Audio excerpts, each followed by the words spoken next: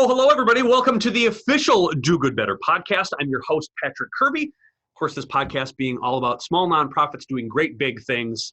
Today, we're a special episode, though. It's one of our guest expert training episodes. And I'm ecstatic to have Marissa Willits. She is here from Next Level Consulting. We're going to talk about fun things today. Human resources. Hooray! I know it's like it's something that not a lot of people want to talk about, especially if you're a small nonprofit. You don't like, what do I need to know about HR? A lot. And so we're going to cover a couple of topics today that I think are very relevant in the nonprofit world. So I want everybody to kind of pay attention and give Marissa their full attention here if you're watching or you're listening, because I think it's really important to hack through a couple of things to kind of clear your brain. Don't worry about it. You got it covered here on the official Do Good Better podcast. So Marissa, why don't you tell everybody about who you are, what you do, and how you got there, a little bit of background, 5,000 foot view. Sure. What do you do? Sure. I'm a marketing and human resources consultant. And prior to starting my own business in November of 2019, I worked for 10 years in corporate America. Basically, I did a little bit in construction and then a little bit in banking, and that was all in human resources, any different level from generalist all the way up to a manager. And I'm a certified human resources professional through the Human Resources Certification Institute. And since starting my own company, I've been helping nonprofits with some human resources stuff, anything from establishing payroll, reviewing benefits, the gamut. It's why we bring guest experts, the litany of background that we bring here to the podcast. Okay, so I figured that today we would talk about three things, because there's so much to talk about for nonprofits and HR. We could go on for like 50 hours. So we'll probably have Marissa back to talk about all things HR. But the three things that I want to talk about today is, what do we need to document in your employee's file? Like, how do we sort of evaluate employees, evaluate like, how do we evaluate? And what certain things do we need to document? We talk a lot about documentation here, Do Good Better podcast, and that's one of the things I want to talk about. Number two, and I think this gets to a lot of issues in the small nonprofit world, is how to be a good boss. Like, what's the difference between being a good boss, a good friend? What do you need to do? There's a fine line between those things. And the other one too is how to deal with disgruntled employees, and do you deal with disgruntled volunteers differently than you deal with disgruntled volunteers? Look at that teaser for a couple of topics right there. So let's start out right out of the gate.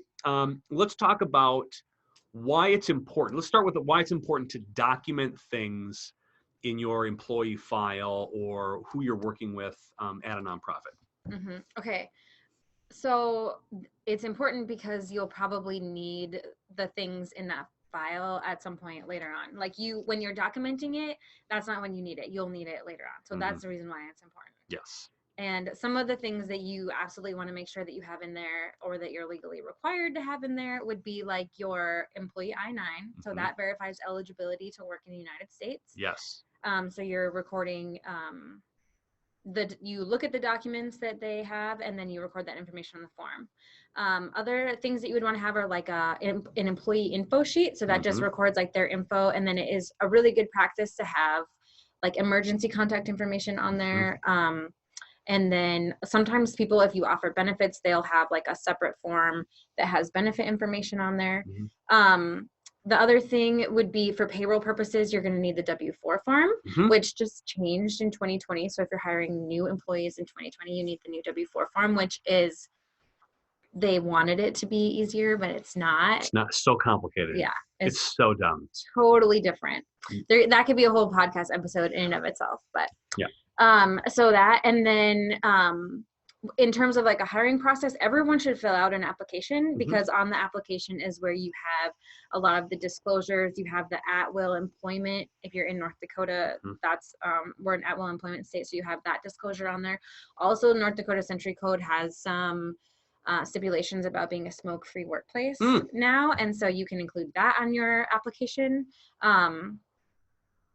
How important is it to have a job description on what they do as an employee? And how important is it as an employee to have a signed thing that says what you do. Sure. Because in the, so here, I'm going to give you the rundown, which is in the nonprofit world, we wear 10,000 different hats, right? So the executive director is also the marketing director, who's also the fundraising director, who's also the volunteer coordinator, who's also the boss of somebody else who's also doing 1,000 different things.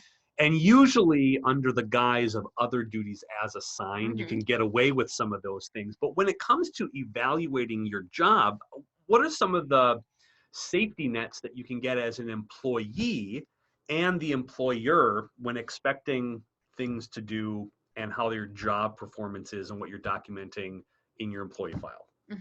So that's like 15 different questions in one, and I understand I'm gonna do my best. Okay. So in terms of the employer perspective, you add the other duties as assigned to say, like, say you are, I'm going to use a construction example because that's what I have a lot of experience in. So you have someone who does asphalt, and because of your workload, rain delays, like any other like subcontractor delays, you need a certain crew who does not necessarily do asphalt to go help the asphalt crew do something that is going to keep the rest of your business moving forward. Right. So then maybe it's your landscape crew and they go, I'm not doing that. I don't do asphalt. And then you're like, no, you signed a thing that says you'll do this and other duties as assigned. So that's like the employer side of it. So as an employee, that's something that you have to be cognizant of, is that your employer could potentially ask you to do other things outside the scope of your normal work. The point where you, like, safety nets or like from an employee standpoint, there's maybe not a lot, but like the thing that you would keep in mind is if it's something where they want you to go do asphalt, but they're not providing you the appropriate safety equipment or personal protective equipment to do that job, then you could be like, I'm not comfortable doing that. And you would be able to kind of have a rebuttal there if they were putting you, would it be okay for an employee to say, if there's a job that's outside of maybe the scope or scale of what they kind of signed on to? So let's just say they're a fundraiser, but there's a marketing element to it. It's not underneath their whole thing. It's other duties as assigned.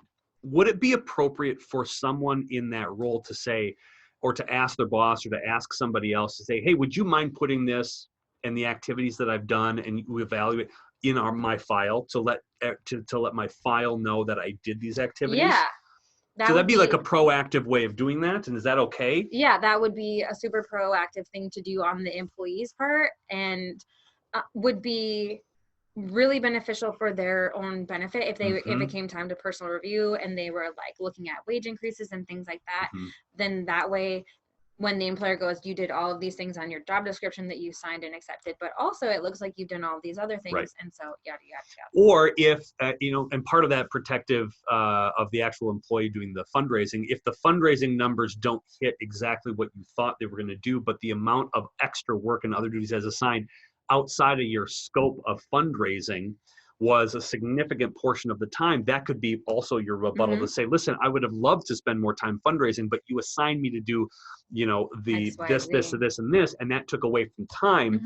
I can't do the things I do without this. And I think using both of these examples allows me to justify a raise, et cetera. Yeah.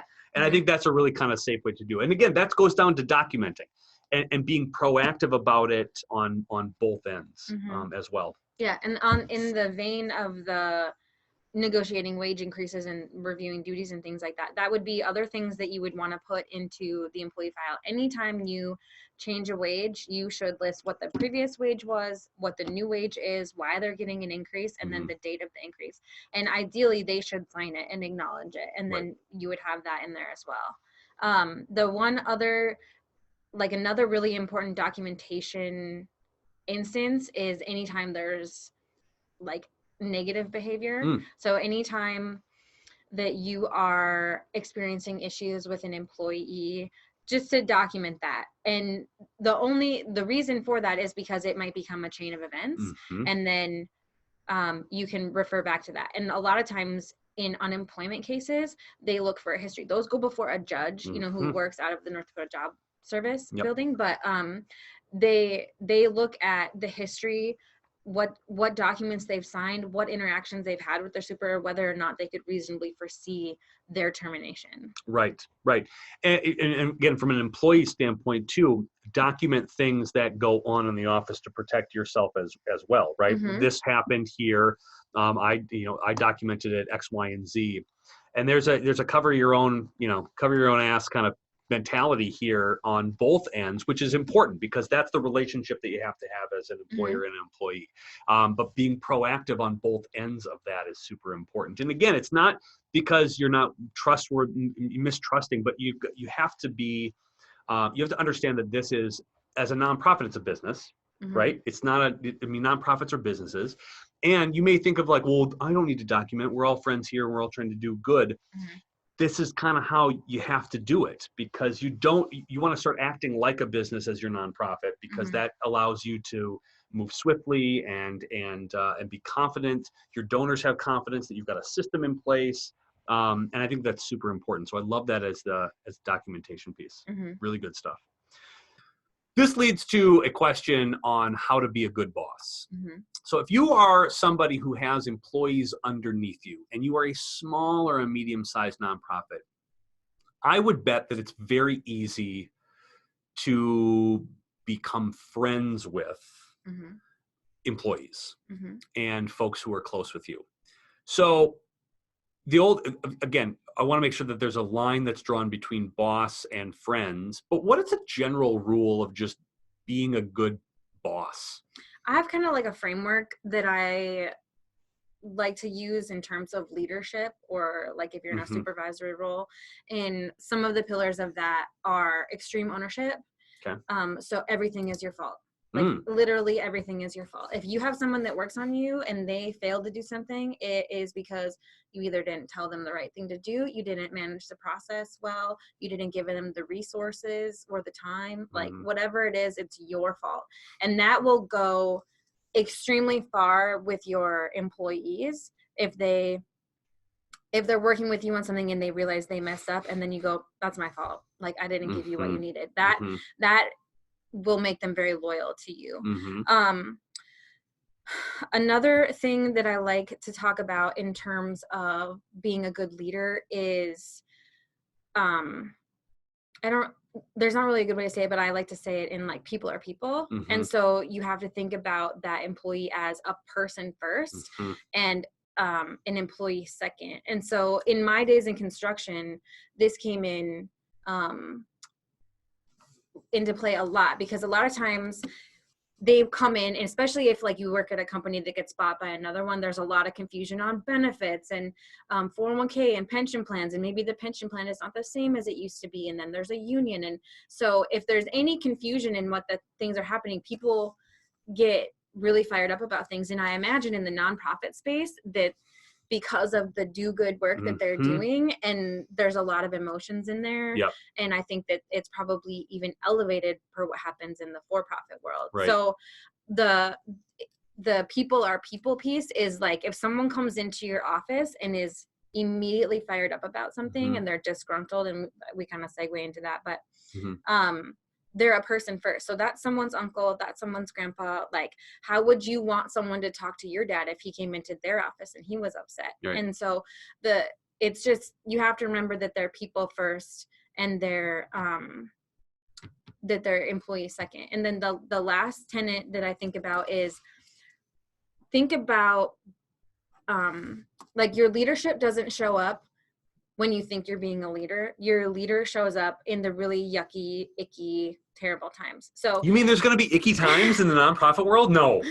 So it's all sunshine and rainbows and unicorns and ice cream and puppy dogs. What I mean is that a lot of times people think that they're being leaders when they're leading a team meeting and they're leading an event or soliciting volunteers or fundraising and things like that. And you are, but your leadership doesn't show up as much as it does when a person comes to you and says, I'm going to leave your organization, or like, I'm disappointed in you. And they say something like that, because I think and we've talked about this. Everybody has that story where they are going to leave an organization and their boss has done nothing to prevent it. They've done nothing to investigate it.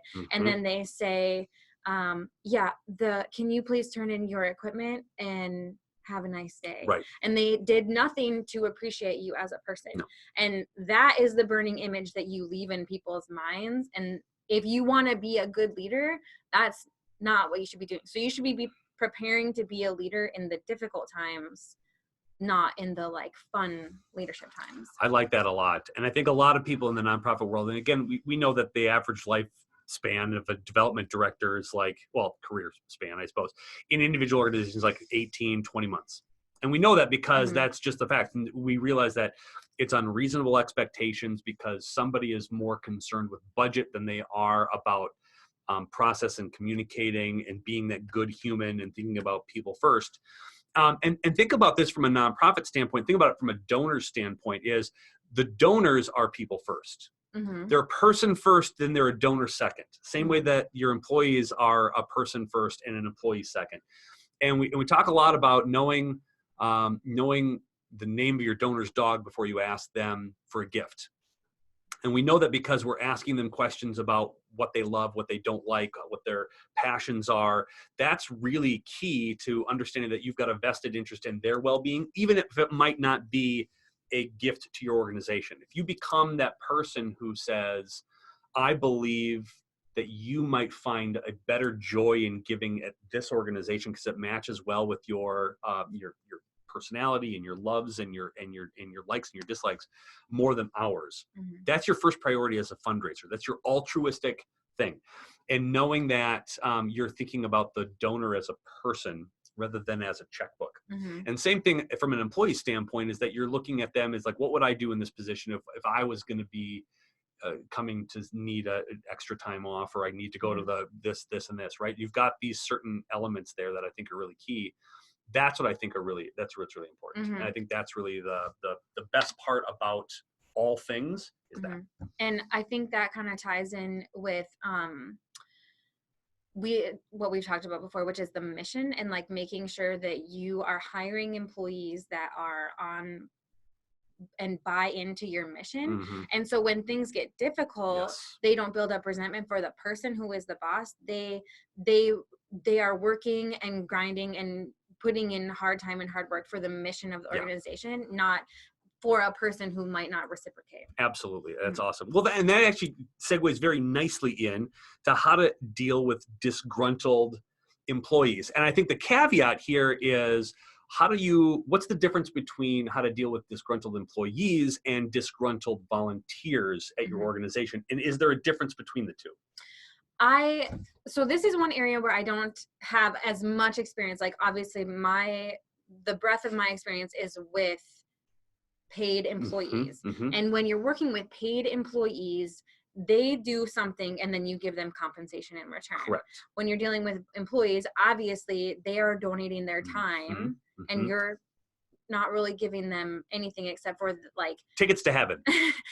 Right. Like the ability to attach their name to an awesome mission that they support and believe in, and then maybe some, other ancillary benefits. But so I would say that the opportunity for volunteers to become disgruntled is significantly higher than if you had an employee.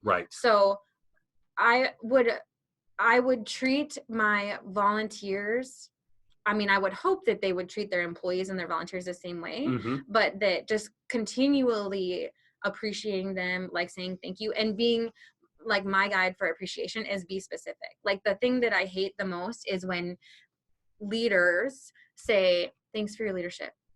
Means a lot to this organization. Great. And it's like, maybe I'm like some bigwig and I have no idea what you did, but I like know that maybe you did something. It was on a list of things that you had to say. Yeah. Or someone's like, hey, Marissa really did this and like explained what it is, but they didn't listen long enough to remember what it was. And so they just remembered they want to say thank you. That's nice. Yeah. And like, it's generic and I don't appreciate that. So I think being specific and genuine and authentic with your appreciation is super important. And then the thing with dealing with disgruntled employees, which I would assume is the same with dealing with the volunteers, is like completely mitigating the situation. So you just let them vent. And like I said before, everything is your fault. Yeah. Everything is your fault. So humble pie. The PTO is wrong on the thing. Yeah. It's not the system's fault. No. It's your fault. Yeah. Like that's on us. I'm sorry you're upset.